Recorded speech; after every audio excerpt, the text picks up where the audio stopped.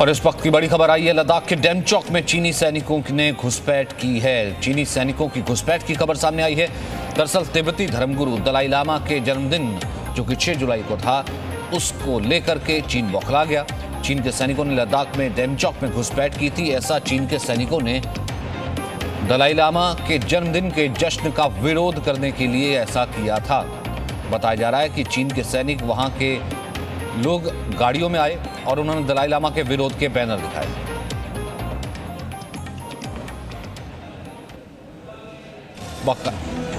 बाकायदा ये लोग गाड़ी में आए। 6 तारीख को दलाई लामा का जन्मदिन था।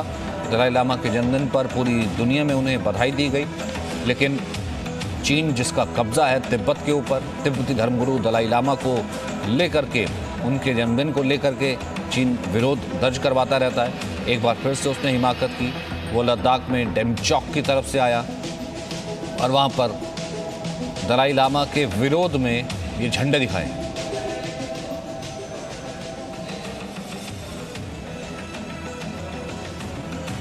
तो 6 जुलाई को लद्दाख के डेमचौक में चीन की, ये देखिए, ये जो है ये तस्वीरें भी इस वक्त वहाँ के सामने आ गई हैं। ये बाकायदा झंडे दिखाए जा रहे हैं। ये देखिए डेमचौक का इलाका है जहाँ पर चीनी सेना पेट्रोलिंग नहीं करती, चीनी सेना नहीं होती है, और लेकिन चीनी सेना ने घुसपैठ ही की और घुसपैठ करके डेमचौक की तरफ वो पहुंची है। और ऐसे में वो दलाई लामा के विरोध में झंडे दिखा रहे हैं। तिब्बत को चीन का हिस्सा बताने वाले जो बैनर हैं उसको लेकर के भी चीन इस तरीके की चीज़ें पब्लिश करता रहता है। और एक बार फिर से डेमचौक में चीन के सैनिक घुसे हैं। वहीं पीएम मोदी ने भी दलाई लामा को बधाई दी थी, ट्वीट करके बाकायदा। तो हो सकता है कि इसी बात से चीन बौखलाया हो, क्योंकि भारत हमेशा से, क्योंकि भारत में दलाई लामा है और दलाई लामा को हमेशा रिकॉग्नाइज करता है भारत। कृष्ण मोहन मिश्रा हमारे साथ मौजूद हैं। शायद कृष्ण मोहन मिश्रा, दलाई लामा को भारत रिकॉग्नाइज करता है। प्रधानमंत्री ने भी 6 जुलाई को उनको विश किया था, उनका जन्मदिन पूरी दुनिया ने हालांकि किया था। शायद इसी चीज़ से बौखलाया चीन। और ये पूरी घटना रिपोर्ट क्या हुई है? देखिए सचिन, इसमें कोई शक नहीं है कि इस बार जिस तरह दलाई लामा के जन्मदिन पर प्रधानमंत्री मोदी ने ट्वीट कर उन्हें बधाई दी, उससे चीन को बहुत परेशानी हुई। चीन को दलाई लामा से परेशानी पिछले 5, 6, 7 दशक से लगातार हो रही है। डेमचौक एक ऐसी जगह है जहां सिंधु नदी जो है, इंडस नदी, वो भारत और चीन की सीमा बनाती है। डेमचौक हमेशा से विवादित रहा है। डेमचौक में हमेशा घुसपैठ की खबरें आती रहीं। डेमचौक में हमेशा भारत और चीन के सैनिकों के बीच में फेस ऑफ होते रहे हैं। यहाँ तक कि डेमचौक के आसपास के जो गांव हैं, डेमचौक, कोयुल वगैरह जो गांव हैं, वहाँ के गांव वालों के साथ भी पीएलए की तू-तू मैं होती रही। ज़्यादातर इन सारी चीज़ों में चीन की तरफ से शरारतपूर्ण हरकत, जिसको आप कह सकते हैं, वो होती रहती है। ये जो सेलिब्रेशन 6 जुलाई वाला है, 2 साल पहले भी 2019 में जब मना रहे थे, कोई जिस जगह अभी ये घटना हुई उससे थोड़ा दूर पर डेमचौक के नॉर्थ में, तब भी चीनी सैनिकों ने ऑब्जेक्शन किया था। उन्होंने नारेबाजी की थी। एक तरह से ये उकसाने की कार्रवाई होती है, जिसमें बैनर लेकर चीनी सैनिक खड़े हो जाते हैं, लाउड स्पीकर लगाते हैं, जो स्थानीय भाषा में लोगों से कुछ कहने की कोशिश करते हैं, उनको भाग जाने के लिए कहते हैं। इस तरह की घटनाएँ होती रहती हैं। इस बार भी क्या है कि इंडस नदी जो सीमा है, उसके पास में एक हॉट स्प्रिंग है। पहाड़ों में अक्सर हॉट स्प्रिंग होते हैं जिनमें सल्फ़र के गर्म पानी के झरने निकलते हैं। वहाँ पर एक कम्युनिटी सेंटर भी बनाया हुआ है जहाँ पर लोग जाते हैं। कई बार धार्मिक अनुष्ठान के लिए जाते हैं, कई बार ऐसे ही घूमने जाते हैं। वहाँ खाना भी बन सकता है, इतना गर्म पानी है वो। इस बार भी वहाँ पर इसी तरह से एक सेलिब्रेशन हो रहा था। और चीनी, जैसी कि एक संभावना कही जाती है कि चीनी सैनिक और चीनी सिविलियन, वहाँ पर बहुत सारे चीनी चरवाहे होते हैं। दरअसल डेमचौक में लड़ाई भी कई बार चरवाहों को लेकर होती है। चीनी सेना अपने चरवाहों को भारतीय सीमा में धकेलती है।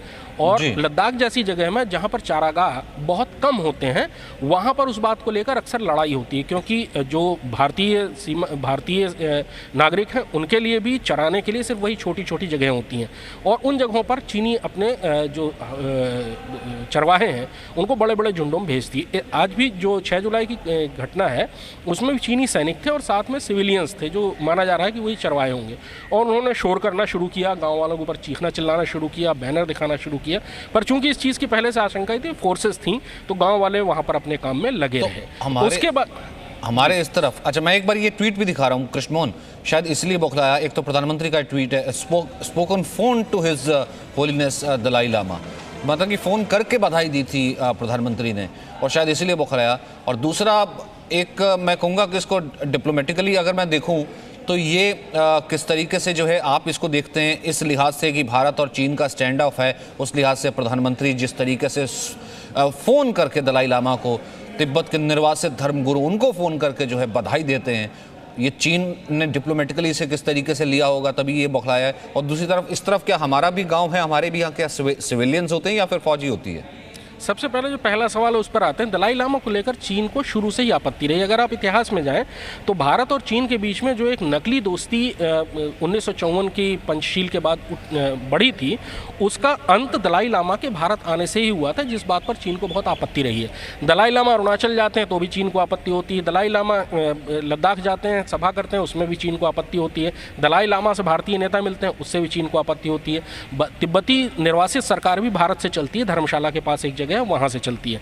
दलाई लामा पूरे तिब्बती संघर्ष के एक तरह से केंद्र हैं और वो सारे के सारे तिब्बती संघर्ष को ऊर्जा देते हैं, चाहे वो भारत में रहने वाले तिब्बती हो, चाहे तिब्बत में जो चीनी दमन मशीनरी है उसके नीचे दबे हुए तिब्बती हैं, वो भी दलाई लामा से ही ऊर्जा लेते हैं अपने संघर्ष की। तो जाहिर है कि दलाई लामा को भारत जितना रिकॉग्नाइज करेगा, चीन की परेशानी उतनी ही बढ़ती जाएगी, क्योंकि 70 साल बाद भी चीन लाख कोशिशों के बाद भी तिब्बतियों के मनोबल को नहीं तोड़ पाया है। आज भी तिब्बत में विद्रोह हो रहे हैं। चीन बहुत सारी कोशिशें करता है, लेकिन आज भी जो तिब्बती हैं उनको जो जोड़े रखने वाली एक डोर है, उस डोर का नाम ही दलाई लामा है। जो स्पिरिचुअल लीडर हैं, जिनके बारे में तिब्बतियों की जो श्रद्धा है वो अगाध है, उसकी तुलना नहीं की जा सकती कि तिब्बती और बौद्ध धर्म मानने जो वाले है हमारे को मनीष ने भी दी थी। एक बार मनीष को भी इंक्लूड कर लेते, मनीष शुक्ला हमारे साथ हैं।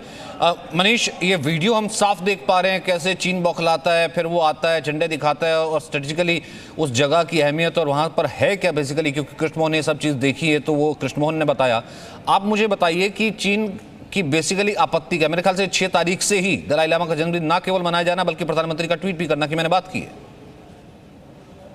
देखिए, 6 जुलाई का वीडियो है जिसमें जो गांव वाले हैं, चूंकि लद्दाख में भी मोस्टली जो पॉपुलेशन है वो बुद्धिस्ट है और वो दलाई लामा के लिए भगवान है, वो सेलिब्रेशन करते हैं, जन्मदिन धूमधाम से मनाते हैं। पिछले साल ये सेलिब्रेशन नहीं हो पाया था क्योंकि कोविड का वहां पे ज्यादा संक्रमण का खतरा था, लेकिन इस बार एडमिनिस्ट्रेशन ने, प्रशासन ने छोटे नंबर्स में लोगों को अलाउ किया था। तो करीब 105 से 110 ये लोग थे जो डेमचौक इलाके में रहते हैं और उन्होंने जब जन्मदिन का जो सेलिब्रेशन है दलाई लामा का, उसको मनाना शुरू किया तो जो चीनी सैनिक हैं और चीनी लोग हैं वो बिल्कुल बॉर्डर के पास आकर के उन्होंने एक फ्लैग ले लिया और विरोध करना शुरू किया और नारेबाजी करनी शुरू की। दरअसल ये चीनी जो लोग थे, चीनी सैनिक थे, वो ये नहीं चाहते थे कि इस तरीके का जो सेलिब्रेशन है दलाई लामा का वो यहाँ पर हो। जाहिर तौर पर ये दिखता है कि चीन को कितनी दिक्कत है दलाई लामा के नाम से, क्योंकि अगर आप देखें चाहे भूटान हो, चाहे नॉर्थ ईस्ट के स्टेट्स हो या फिर लद्दाख के इलाके हो, वहाँ बड़ी जो आबादी है वो दलाई लामा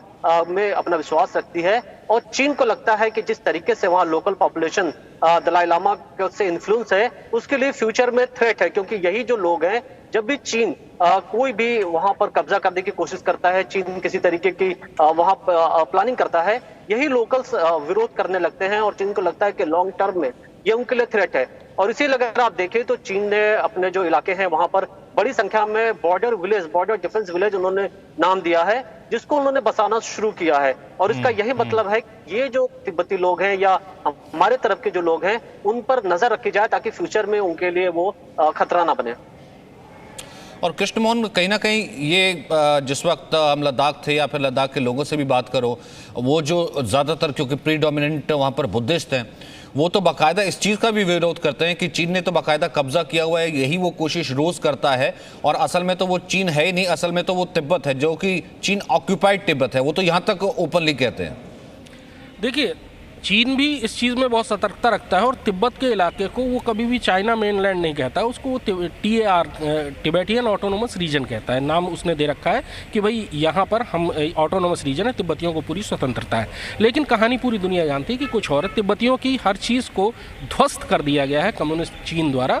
उनकी पूजा पद्धतियों से लेकर उनकी जीवन शैली तक पर चीन और जो मूल हान वंशी चीनी है वो दबाव डालते हैं और हज़ारों मठ जमींदोज कर दिए गए हैं, लाखों बौद्ध भिक्षुओं को मार डाला गया है। तिब्बती पलायन करने के बाद भारत कुछ इसके ऊपर राजनीतिक रिएक्शंस भी एक बार आने लग गए। मैं वो एक एक करके दिखा देता हूं, क्योंकि लगातार इसमें डेवलपमेंट आ रहा है, इसलिए मुझे बीच में रोकना पड़ रहा है आप दोनों को। एक बार देखते हैं। भाग्य की बात है कि चीन के ऊपर भारत सरकार के द्वारा अनेक वार्ता, डायलॉग, हर स्तर की वार्ता के बावजूद वो अंकुश नहीं लगा पा रहे हैं। वो निरंतर भारतीय सीमा में आके हस्तक्षेप करता है। अभी जो लद्दाख की घटना हुई है वो वाकई चिंता की बात है। दलाई लामा जी के जन्मदिन के उत्सव पर आपत्ति जताते हैं हिंदुस्तान की सीमा में आके, और उसके बाद चले जाते हैं बेरोक टोक।